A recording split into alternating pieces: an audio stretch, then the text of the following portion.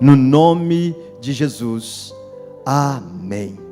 Amém, queridos. Abra sua Bíblia comigo no livro de Hebreus, capítulo de número 11. Hebreus, capítulo de número 11. Vamos ler alguns versículos aqui.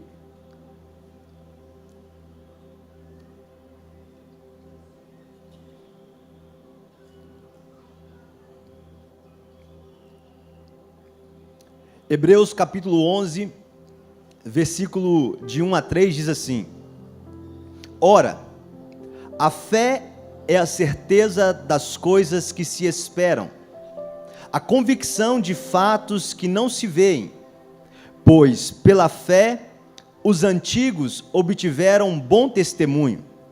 Pela fé entendemos que foi o universo formado pela palavra de Deus, de maneira que o visível veio a existir das coisas que não se aparecem. Agora vai lá no versículo de número 6. Versículo 6 diz assim: De fato, sem fé é impossível agradar a Deus, porquanto é necessário que aquele que se aproxima de Deus creia que Ele existe e que se torna galardoador dos que o buscam. Amém, queridos?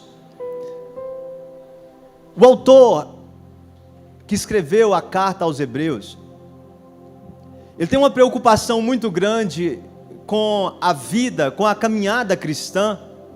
Então ele dá princípios, norte, para que as pessoas possam seguir, colocar em prática, viver uma vida que agrade a Deus. E todo o capítulo 11 de Hebreus, ele se dedica a falar sobre a fé. É interessante, queridos, que a fé, por mais que é uma palavra de uma sílaba só, produz grande transformação na vida daqueles que praticam. A fé, ela não tem fronteiras. A fé, ela não tem limites. Alguém que decide viver por fé em Deus, viverá o sobrenatural, viverá milagres, viverá as bênçãos de Deus. E diante dessa realidade, eu fui buscar no dicionário o que significa a palavra fé.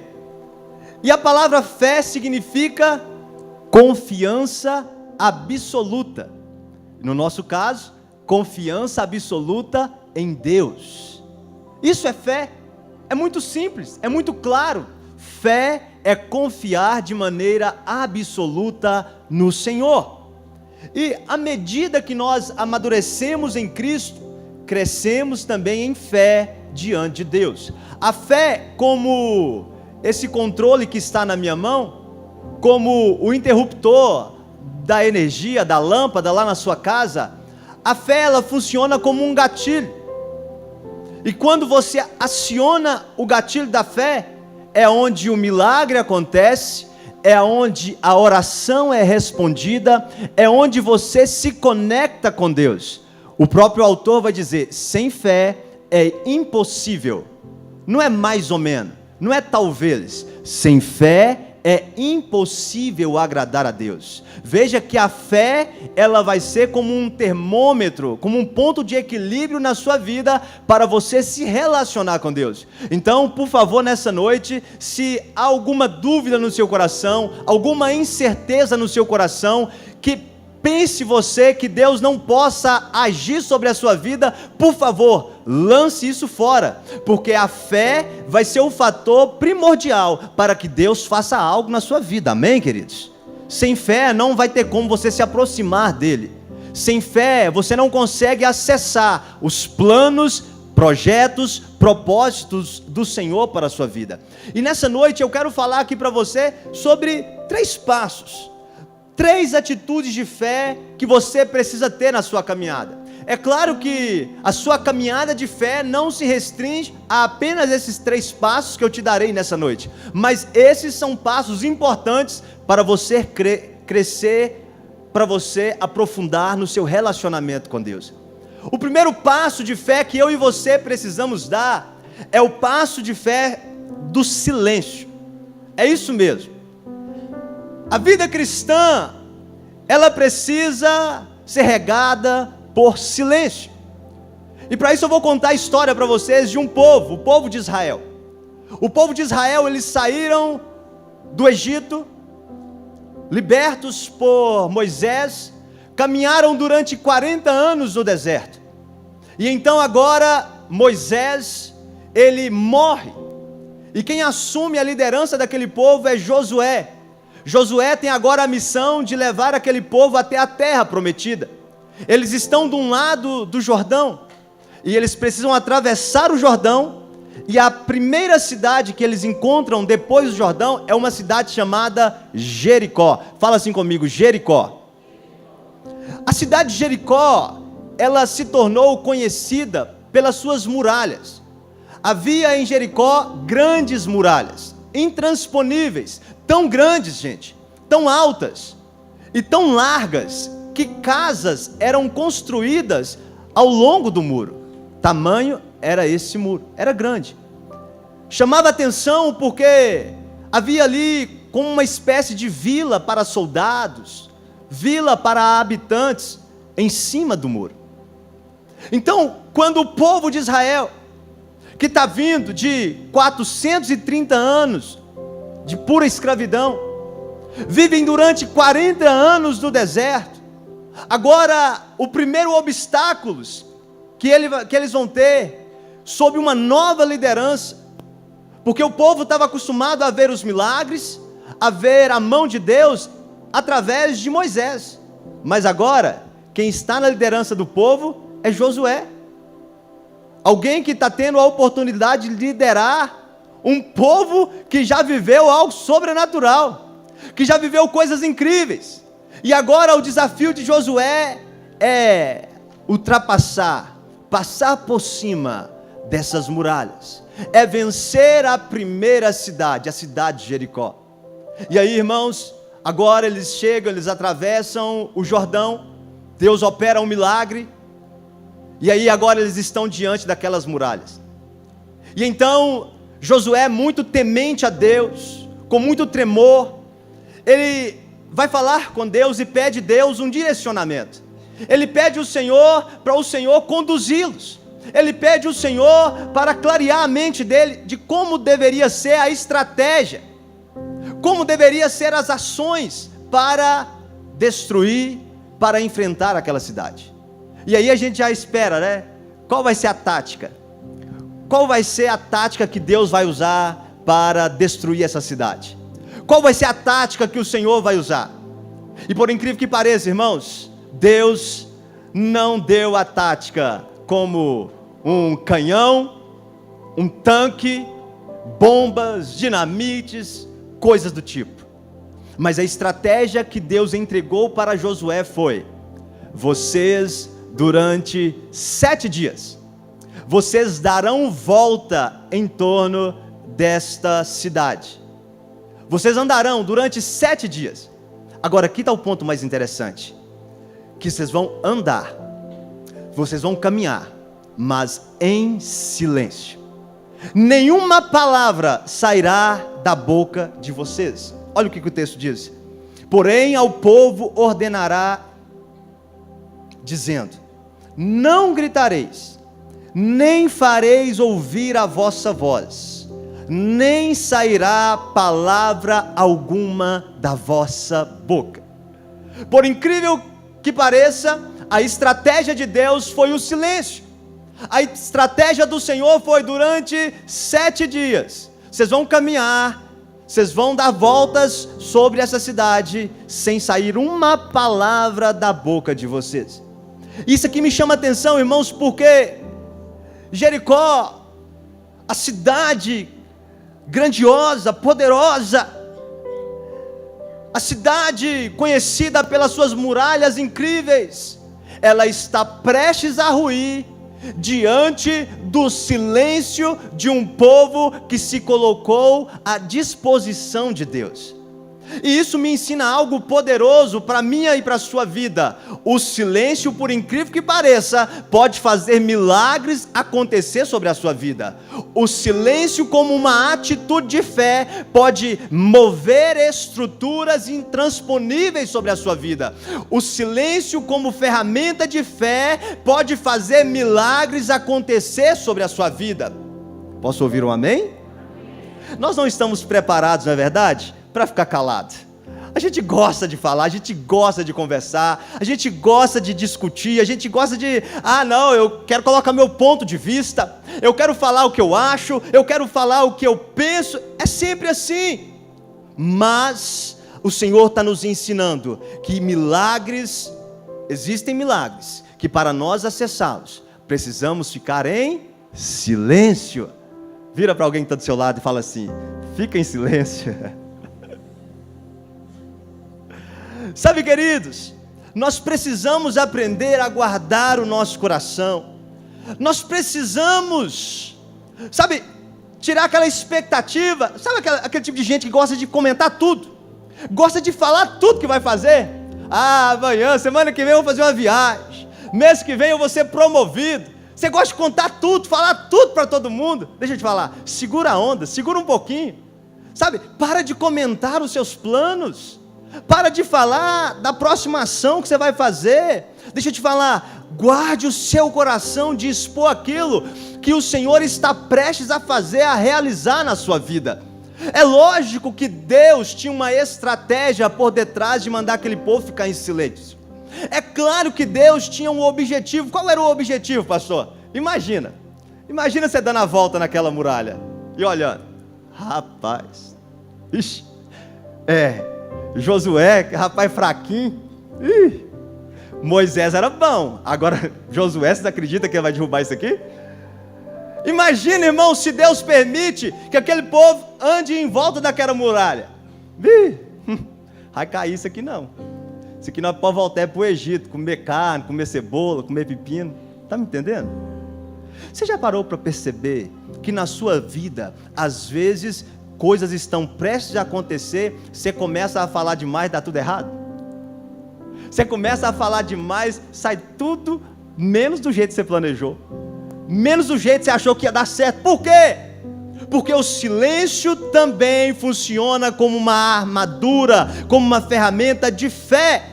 E o que eu tenho para te dizer nessa noite é: por favor, fique em silêncio.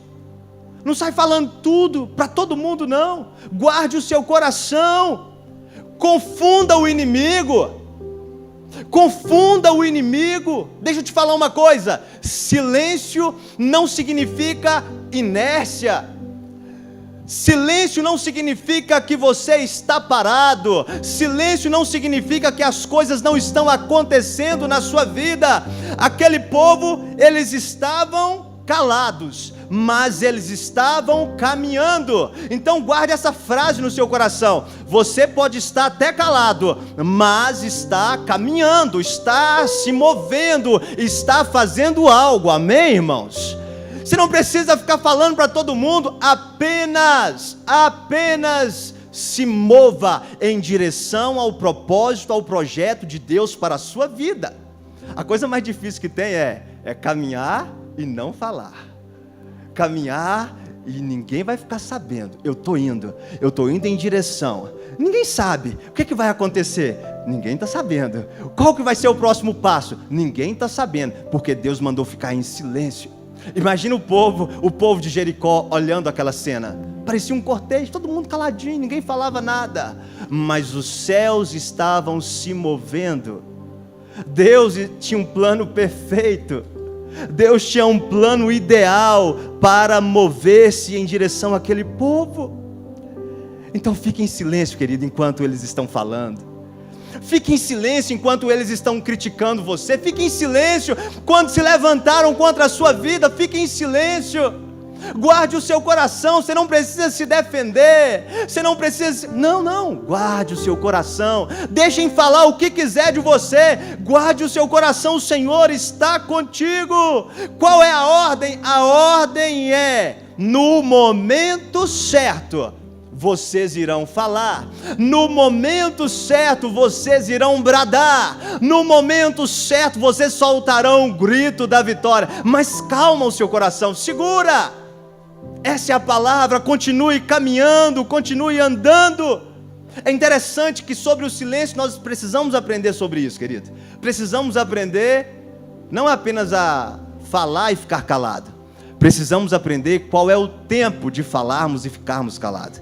Olha o que a Bíblia diz em Provérbios: como maçãs de ouro em salvas de prata, assim é a palavra dita ao seu tempo. Não é ficar calado ou falar, você tem que aprender a falar no tempo certo. Você precisa entender o tempo para você falar. A Bíblia vai dizer que o tolo, quando se cala, se passa por sábio. Existem situações, querido, que você tem que entrar mudo e sair calado. Existem situações que você tem que parar e ouvir e analisar. A Bíblia vai dizer que para nós sermos rápidos para ouvir e tardios para falar. Mas a gente inverte, não é verdade? A pessoa começa a contar uma história para a gente completa a história da pessoa. A gente não consegue guardar no nosso coração, guardar a nossa língua em silêncio. A gente não consegue discernir o tempo. Quantas vezes você já entrou em enrascadas porque você falou antes da hora? Você tomou partido antes da hora. Você falou assim, fulano está certo, mas era Beltrano que estava. Você tomou partido. Quantas vezes na nossa vida nós agimos assim com impulso? Então a Bíblia está dizendo, como maçãs de ouro em salvas de prata, ou seja, algo precioso, valioso. Deixa eu te falar, meu irmão, o dia que você entender o valor das suas palavras, você vai entender que não é falar aos cocos, mas é falar com propriedade, é falar no momento certo. Sua palavra, pai, mãe, terá muito mais autoridade quando você se dirigir aos seus filhos no momento certo, na hora certa. Por que tem muitos pais que perdem a autoridade? Porque falam na hora errada, querem corrigir na hora errada. Porque às vezes você perde a autoridade no seu ambiente de trabalho, porque às vezes você é aquele chefe, aquele encarregado, aquela chefe que fala na hora errada. Por que às vezes as pessoas não param para te ouvir? Porque você é aquele amigo, sabe aquela pessoa, sabe, indecente, indecente não é a palavra que eu quero usar, aquela palavra que fala demais. Aí, ninguém quer chegar perto, fica chato. Chega para conversar, todo mundo já pensa, ixi, já vem falar asneira. Você perde a sua autoridade quando você fala fora do tempo certo. Deixa eu te falar uma coisa nessa noite: guardar a sua boca livrará a sua vida. Guardar a sua boca vai livrar você de tragédias difíceis.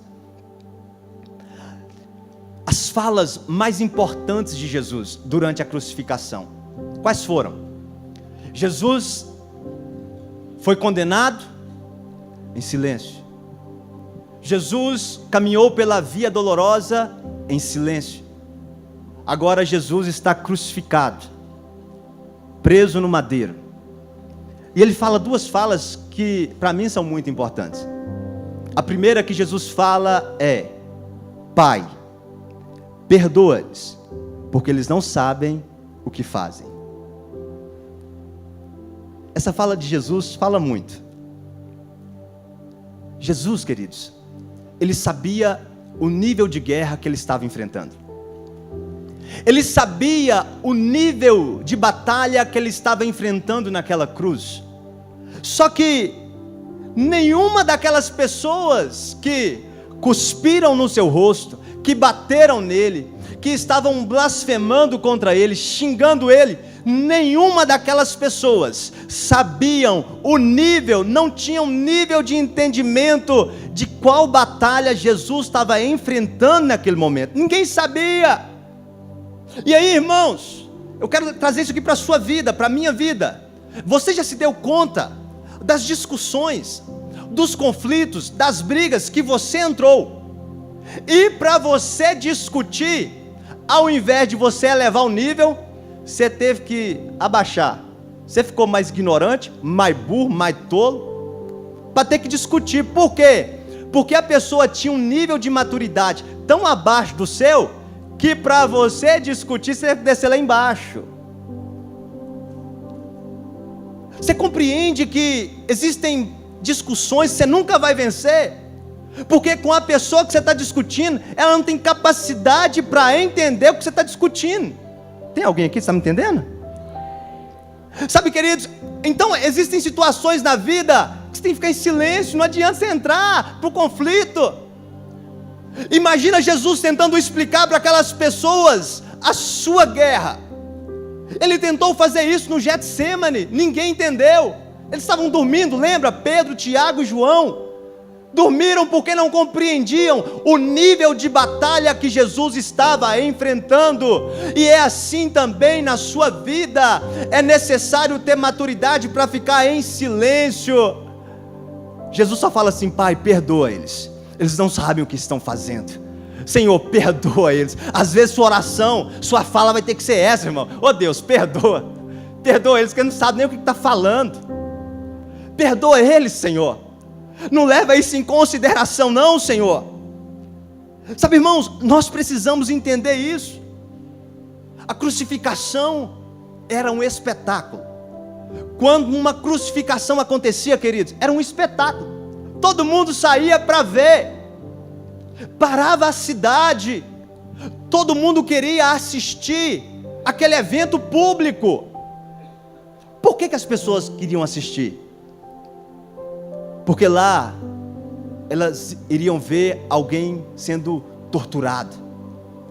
Lá elas viriam alguém sendo totalmente afrontado, mutilado e por fim crucificado. E sabe o mais interessante disso? É que as pessoas, elas tinham prazer.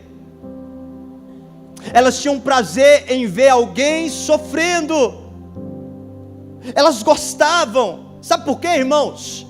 Porque aquela pessoa que estava sendo crucificada, de alguma maneira, o cidadão começava a olhar e começava a externar, colocar para fora o ódio, o rancor, o ressentimento, a raiva, tudo de ruim, a maldade que estava no interior. Aquele era o momento que aquela pessoa tinha para gritar, para xingar alguém. Se parece com você, irmão, no jogo de futebol?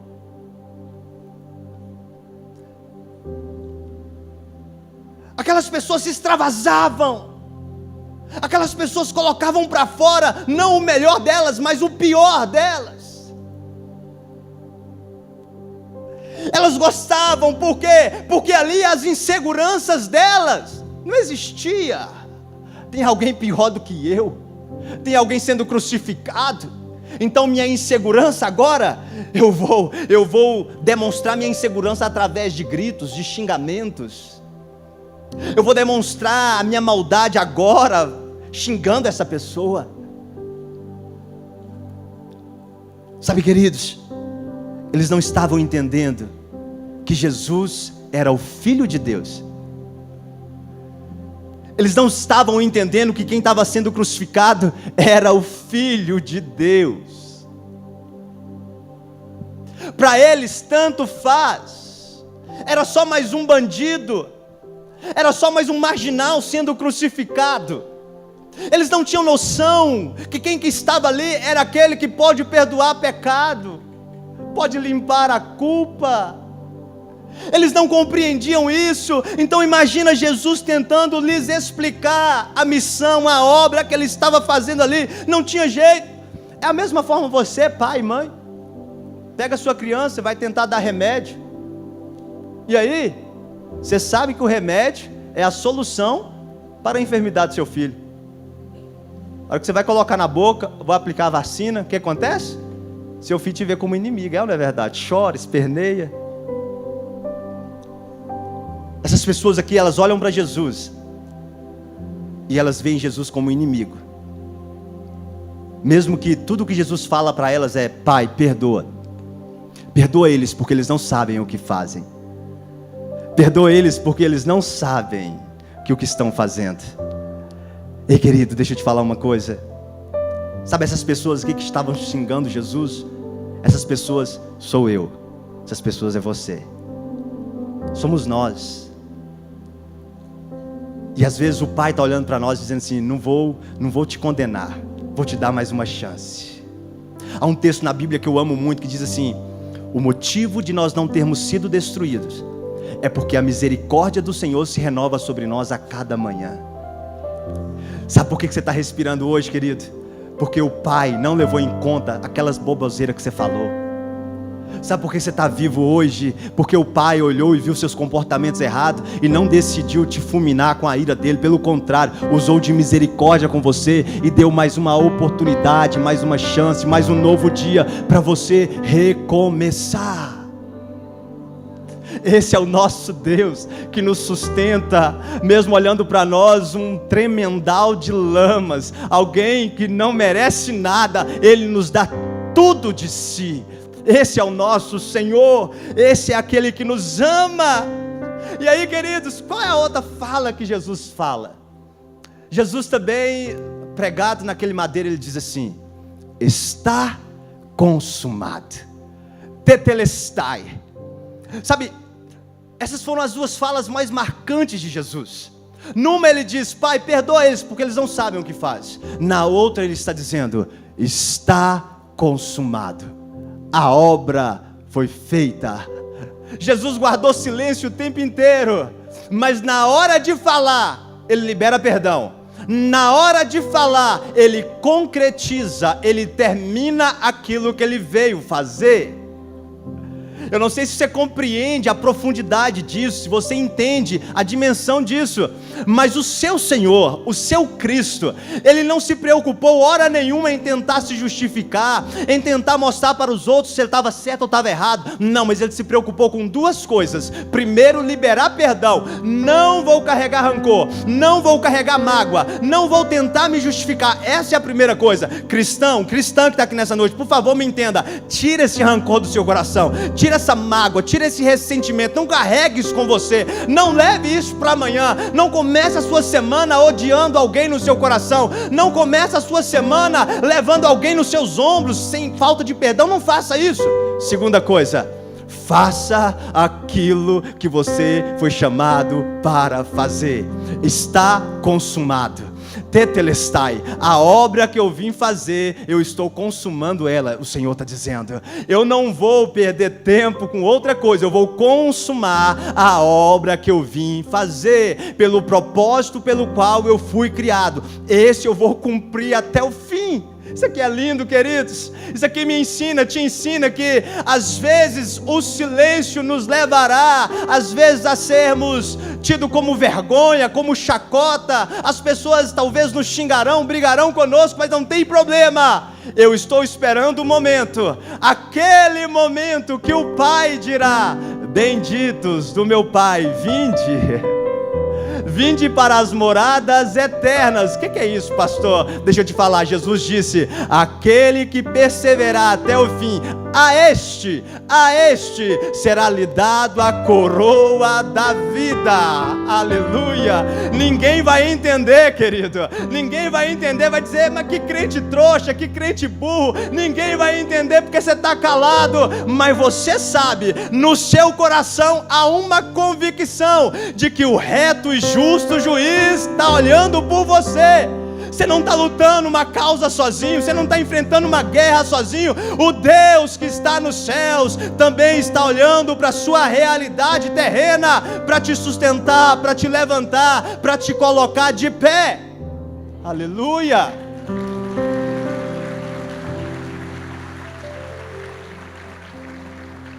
Jesus, Ele permanece fiel. E por que Ele permanece fiel? Porque Ele sabia da obra que estava sendo gerada. Uma obra que não estava sendo gerada apenas nele, mas estava gerando uma obra em outros. Fala assim comigo: não é sobre mim. Nós precisamos entender que a obra que Deus começa em nós não é só sobre nós, mas é sobre alguém que está do nosso lado. É sobre uma pessoa que precisa ser liberta. É sobre uma família que precisa ser restaurada. É sobre alguém que precisa ter sua dignidade restaurada. Sempre será sobre um próximo. E aí, queridos, o segundo passo de fé que eu e você precisamos dar é a fé que me faz lutar a causa do próximo.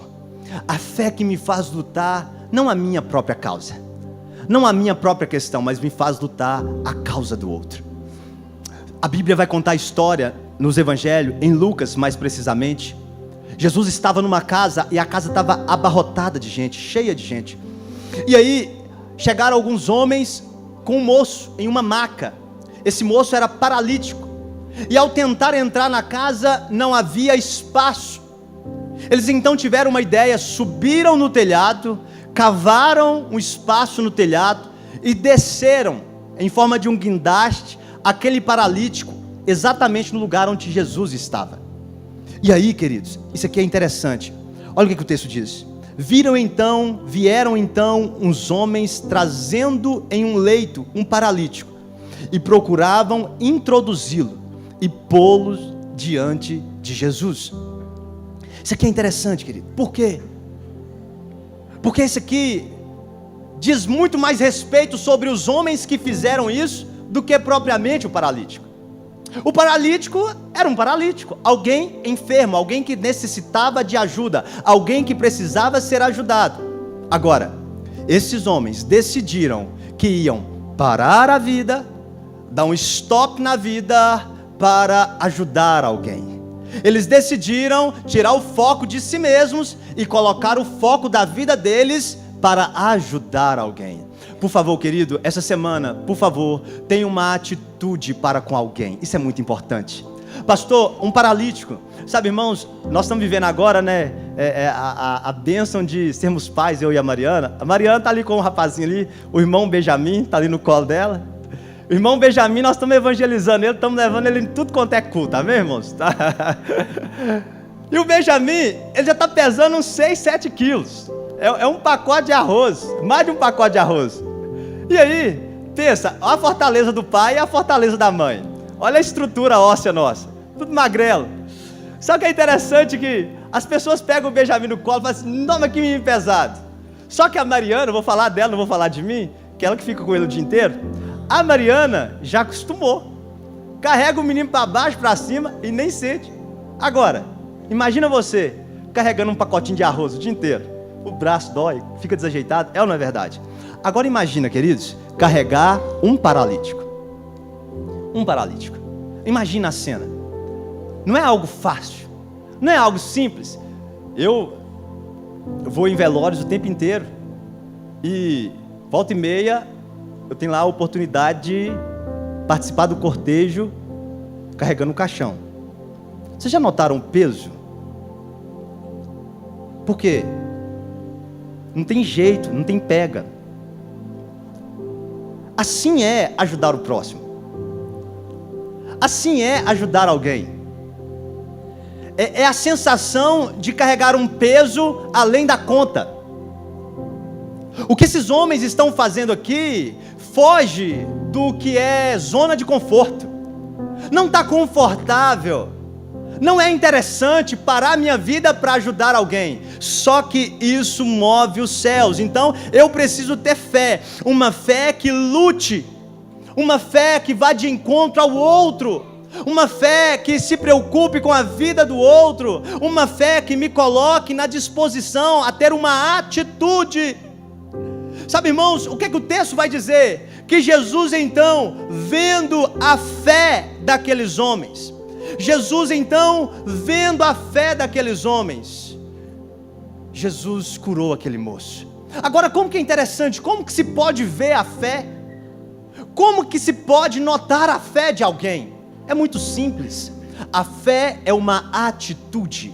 A fé é um comportamento. Qual foi a fé daqueles homens? Pegar o paralítico, chegar na porta, a porta, casa lotada. Opa, beleza, vamos voltar com ele para trás, vamos devolver ele na casa dele. Não, vamos achar uma solução, vamos subir no telhado, vamos abrir o telhado, olhar onde que Jesus está e vamos descer ele exatamente onde Jesus estava. Ok, beleza, tá, agora, diante de Jesus, Senhor Jesus, faz a tua obra agora. Você viu a atitude de fé, querido? Não teve uma oração, não teve um clamor, teve uma atitude. Sabe por que às vezes Deus não está agindo na sua vida? Porque não está faltando oração, não está faltando jejum, não está faltando consagração, está faltando atitude, está faltando um comportamento coerente com a fé que você professa, está faltando uma atitude diferente. Sabe aquele amigo que está nas drogas, sabe aquele amigo que está nos vícios, está precisando às vezes só de um abraço, só de alguém chegar e pegar na mão do paralítico e levá-lo até Jesus. Sabe, a sua atitude de fé, querido, não é às vezes, eu preciso pregar a Bíblia inteira para fulano converter. Não, às vezes é só segurar a mão, é só levar junto com você. Amém, queridos? Às vezes você está se preocupando, pastor, eu não sei falar como pastor, eu não sei pregar como pastor, então eu não vou falar do amor de Deus para ninguém. Não, querido, apenas tenha uma atitude de fé, apenas se coloque na brecha e deixe o Senhor te usar. Por quê? Porque nós precisamos fazer o que é certo, querido. Nós precisamos fazer o que é bom. Olha o que a Bíblia diz em Tiago. Portanto, aquele que sabe que deve fazer o bem e não faz, nisso está ok, irmãos? Nisso está pecando. Se eu sei que eu devo fazer o bem e não estou fazendo, se eu estou omitindo, eu estou pecando. Se eu sei que eu poderia ajudar, mas não estou ajudando, eu estou pecando. Se eu sei que eu posso me doar um pouco mais e não estou fazendo, eu estou pecando. Se eu sei que eu poderia fazer algo diferente, algo não estou fazendo, estou pecando. Está vendo, queridos? Isso aqui é muito sério, vai muito mais além de uma consciência tranquila. É o chamado, é a missão de Deus sobre as nossas vidas. Agora, o que me chama a atenção aqui, queridos, é que às vezes nós nos escondemos atrás das dificuldades. Pastor, fui lá, a casa estava cheia, tinha jeito não. Pastor, eu até tentei ajudar, mas aquela pessoa lá não quer nada com nada não. Quem já ouviu isso? Não, que lá tem mais jeito não, pastor, que lá já tentaram de tudo. São falas que a gente costuma usar como argumento para dizer, está difícil, e porque está difícil, eu não preciso me preocupar. Mas é aí que você se engana, querido. Está difícil? Procure uma solução. Está difícil? Procure um jeito novo. Mas não desista daqueles que o Senhor tem colocado diante de você. Lembre-se, eu comecei dizendo que é o seu próximo. Eu não estou falando da pessoa que está lá no Egito, lá na África, não, estou falando do seu próximo. É seu pai, sua mãe, seu marido, sua esposa, seu filho, seu vizinho, seu colega de trabalho, o irmão que está aí sentado do seu lado. É sobre o próximo, não é sobre quem está distante. E aí, aqui é mais interessante, porque a Bíblia diz que Jesus então vê a fé. Vendo-lhes a fé, Jesus disse ao paralítico, você está curado. Não foi isso que Jesus falou. Jesus disse, homem, estão perdoados os seus pecados. Queridos, isso aqui é muito interessante, porque ainda que houvesse paralisia, houvesse uma doença física no corpo daquele moço, uma doença, uma enfermidade, o grande problema dele não era apenas sua paralisia, mas era o seu pecado. Jesus não estava preocupado apenas em curá-lo da sua enfermidade, mas estava preocupado em tirá-lo daquela condição de pecado. Deixa eu te falar uma coisa, mais importante que pegar alguém no colo, presta atenção nisso, mais importante que pegar alguém no colo, é você conduzir essa pessoa até Jesus, para que ela seja perdoada. A obra de Jesus, querido, nessa terra, Ele vai curar pessoas, Ele vai aliviar o fardo de pessoas, Ele vai, restaurar a família, vai fazer esse monte de coisa, mas a obra principal é perdoar pecados. É dar a pessoas uma novidade de vida, não apenas na terra, mas para a vida eterna. O desejo de Cristo é que nenhum se perca, que ninguém se perca. Então a atitude de fé que você possa ter nessa semana é: fale do amor de Cristo para alguém, manifeste o amor de Cristo para alguém. Para quê? Para essa pessoa ser perdoada de seus pecados. Sabe, irmãos, nós estamos num propósito esse ano 2025. A igreja Vala está num propósito. Qual é o propósito, pastor? Batizar 500 pessoas, para a glória de Deus. Amém, querido? Glória a Deus. Agora eu quero que você faça uma coisa. Olha para essa pessoa que está do seu lado. Olha aí. Fala assim: você já se batizou? Pergunta para o carinha aí. A resposta foi não. Então fala com ela assim: eu vou te batizar esse ano então. Aleluia. Glória a Deus. Agora olha aqui para mim, você que não é batizado. Fala assim comigo: pastor, esse ano eu vou ser uma dessas 500 pessoas. Eu estou desafiando você. Talvez você olhe para o batismo como um bicho de 7 cabeças. Talvez você olhe para o batismo como algo difícil de ser alcançado por você. Mas deixa eu desmistificar o batismo aqui para você. O batismo é um ato público de que você é uma nova criatura. Nunca foi sobre ser perfeito. Está aqui quem vos fala, todo imperfeito. Batismo é sobre eu ser uma nova criatura e dizer: Senhor, me ajuda nessa caminhada. Para que eu estou te falando isso? Porque às vezes você está sendo paralisado dizendo assim: não, eu não posso, eu sou imperfeito, eu jamais vou dar conta, eu jamais vou conseguir. Deixa eu te falar uma coisa: ei, dê o primeiro passo de fé e deixa o Senhor fazer a obra completa na sua vida. Dê o primeiro passo de fé. Qual é o primeiro passo, pastor? Vem quarta-feira, vamos lotar essa sala de aula aqui do curso de batismo. Vem para cá, para você aprender, que você precisa largar. Às vezes tem coisas que você já até deixou e não sabe, e para a glória de Deus. Então vem para o curso de batismo, participa ali, você vai aprender o que você precisa colocar em prática na sua vida, o que você precisa deixar de lado. Então eu quero te fazer aqui esse desafio. Tem uma atitude na sua vida: esse ano de 2025 eu vou me batizar.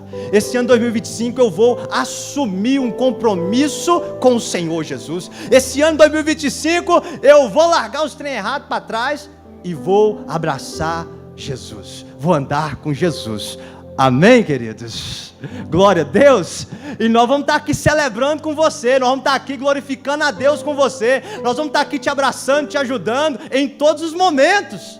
Porque é para isso que nós somos: igreja, família, povo de Deus. Aleluia.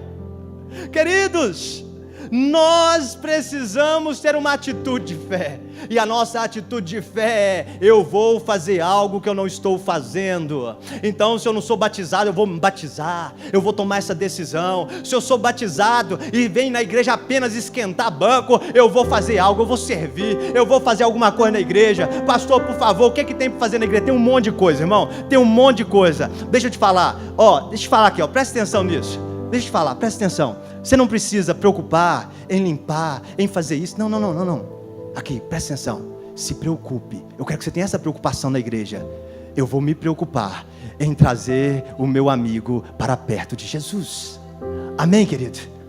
O que nós queremos contar com você, com a sua força, com a sua energia, com o seu trabalho, com a sua disposição, com as suas orações, é que você possa encher o reino dos céus com aqueles que precisam ouvir a palavra do Evangelho.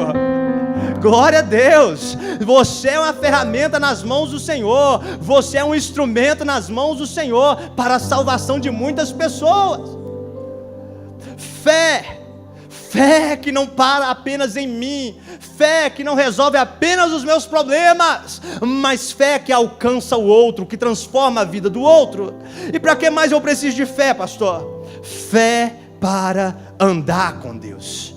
Fala assim comigo: eu preciso de fé para andar com Deus. Irmãos, a Bíblia conta inúmeras histórias, e uma das histórias que eu acho mais fascinante é a história de Enoque. Enoque foi um homem muito diferente na sua geração. A Bíblia fala, e quando conta a história de Enoque, a Bíblia está contando, na verdade, genealogias, descendências, árvore genealógica. E a Bíblia está dizendo que fulano de tal viveu 300 anos, gerou filhos e filhas, viveu mais 400, viveu 700 anos. E está contando essas histórias, história de homens que viveram acima de 800 anos. E aí de repente a Bíblia cita o nome de Enoque. E sabe o que a Bíblia cita a respeito de Enoque? Ela cita isso aqui, ó.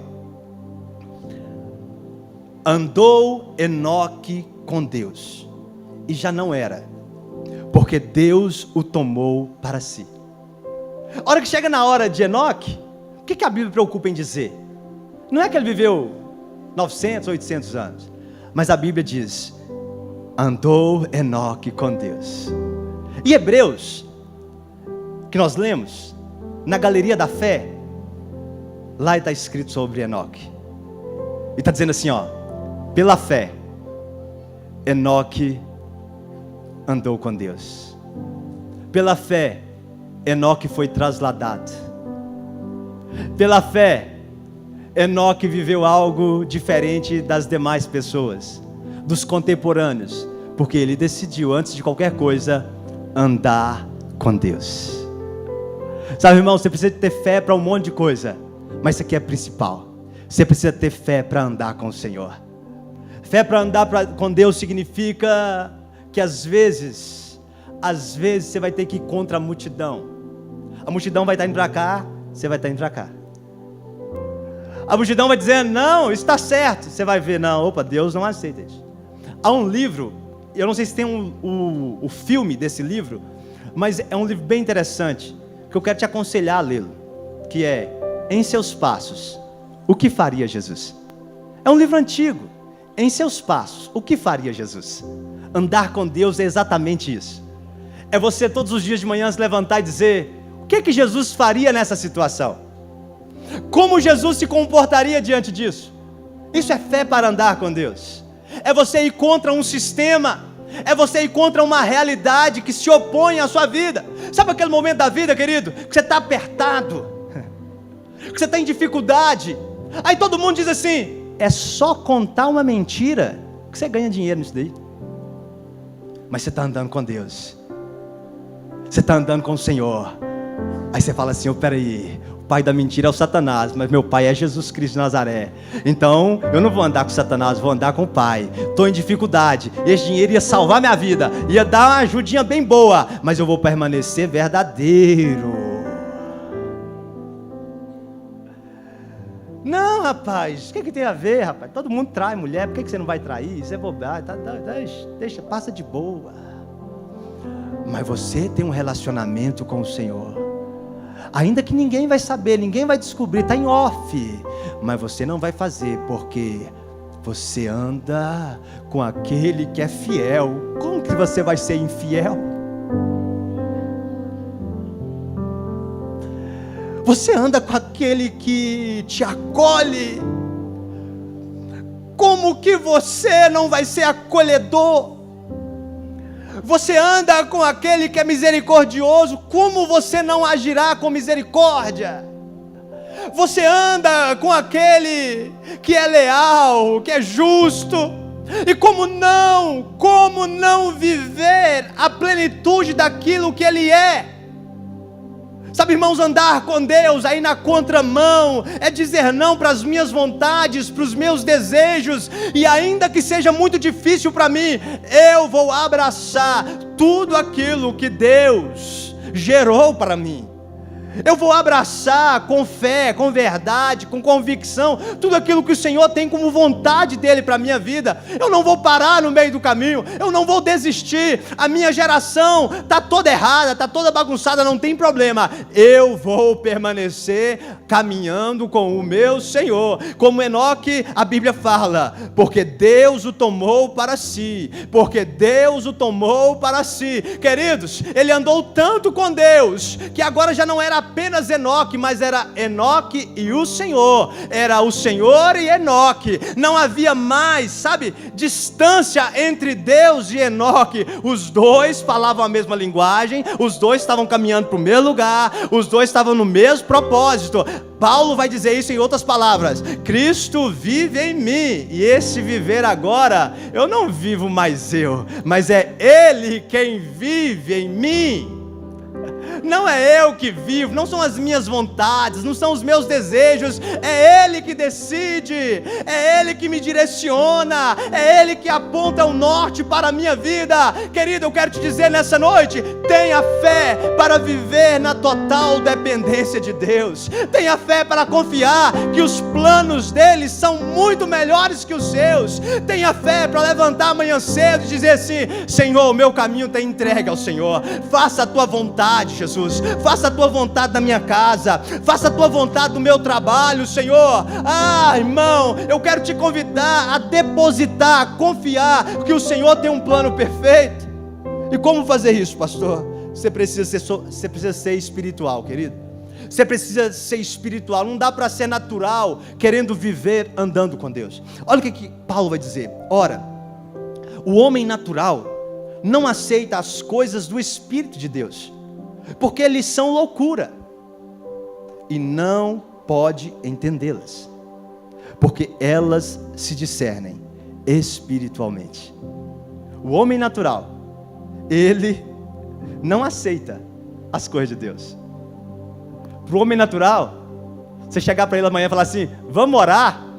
Que orar o quê, rapaz? Nós precisamos fazer alguma coisa. Isso é o homem natural. Não, isso aqui.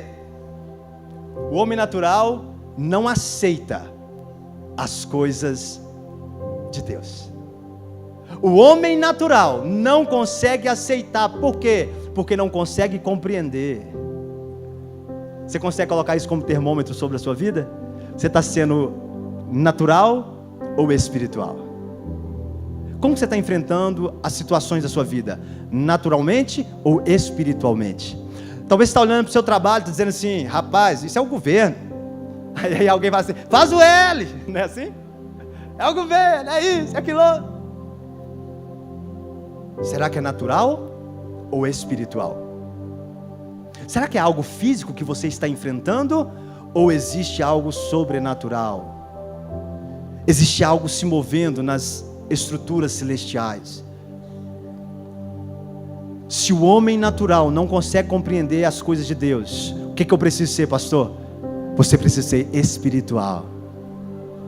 Você precisa andar mais no Espírito. E como andar no Espírito? Buscando andar com Deus, buscando se conectar a Deus. Irmãos, este culto aqui, ele tem vários objetivos. Mas o principal objetivo desse culto aqui é você se conectar com Deus. É você saindo daqui dizendo: hoje eu tive um encontro com o Senhor. Hoje eu tive um direcionamento do Senhor. Este culto aqui tem um objetivo, querido: te levar a um ambiente de fé, de intimidade com Deus. Esse culto aqui tem um objetivo: pegar você de uma região natural e levar você para um nível de espiritualidade, para você compreender situações, circunstâncias sobre a sua vida.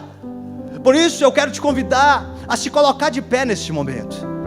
Nós temos alguns minutos ainda, e eu quero convidar você nesse momento a ativar, a profetizar. Enoque andou com Deus, Enoque andou com o Senhor, ele andou por caminhos desconhecidos para ele, mas que eram conhecidos por Deus. Ele andou por caminhos não acessados por ele, mas acessados pelo Senhor. E querido, quando você dá passos em direção a Deus, quando você se move em direção a Deus, Ele também se move em direção a você. E o que acontece, pastor? Acontece que quando você está unido com o Senhor, a Bíblia diz que para Deus não há impossíveis. Eu quero que você saia daqui nessa noite voando nas asas do Espírito, amém, querido? Não há impossibilidades para você. Jesus falou: ei, se você orar, pedir ao Pai e não duvidar no seu coração, você vai dizer para esse monte: lança-te ao mar, e assim se fará. Deixa eu te falar, querido.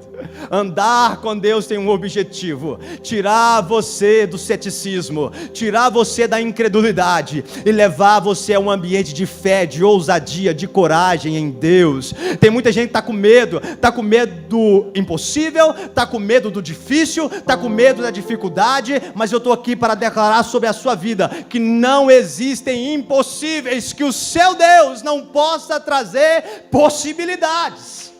Não existe dificuldades que para o seu Deus é um negócio assim, ó, facinho, facinho. Deixa eu te falar, para o seu Deus, ainda que para você seja algo dificultoso, para Ele não é. Então, por favor, lembre-se da passagem onde Jesus está num barco. Jesus está num barco e tem uma tempestade, querido, uma tempestade, e está quase naufragando o barco. E os discípulos, uma hora, eles chegam e dizem assim: mestre, o Senhor não se importa conosco, que nós pereçamos? Jesus estava dormindo. Jesus estava dormindo enquanto a tempestade sacudia aquele barco. Alguém vai dizer assim: pastor, Jesus perdeu a hora, Jesus estava cansado demais. Não, querido, deixa eu te falar, é porque a tempestade que estava no barco, para Jesus, era só uma brisa. Você não está compreendendo, né? Deixa eu te falar, a tempestade que você acha que vai te matar, Jesus só se levanta e diz assim, ó: acalma-te, mar, aquieta-te, vento. A sua tempestade é fichinha para o Senhor. A sua dificuldade, Ele já venceu na cruz. Sabe quando Ele diz tetelestai, está consumado? Ele fez a obra por você. Filhinhos, no mundo tereis aflições, mas tende bom ânimo, eu venci o mundo, diz o Senhor. Não é na sua força, querido, não é no seu poder, é na força dEle, é na capacidade dEle, no potencial que Ele tem para você. Então feche os seus olhos, levante as suas mãos ao Senhor, e numa atitude de fé, creia que Deus está movendo as estruturas a seu favor. As muralhas irão cair, o paralítico se levantará,